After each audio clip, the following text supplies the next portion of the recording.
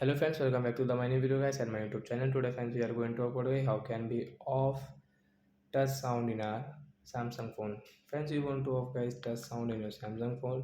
So how can you off? And guys, now let's see how to turn off touch sound setting in our Samsung mobile. In this video guys I will show you. So before starting video friend, first of all go and subscribe the channel, click the bell icon, like my video. We will on guys our phone setting and guys scroll it. Friends, you can see sound and vibration setting. Friends, tap here. Friends, click on guys your system sound setting. As you can see your touch sound setting, first one setting is tap here the right side, then get the touch sound guys. When you tap on button, so you can see the sound will not work guys. You can see sound is off. So like that guys, you can off your touch sound setting in your Samsung mobile. So that's it guys. Thanks for watching the video guys. We will meet on next video guys with new topic. Before going guys, please go and like the video, subscribe the channel. Bye bye friends.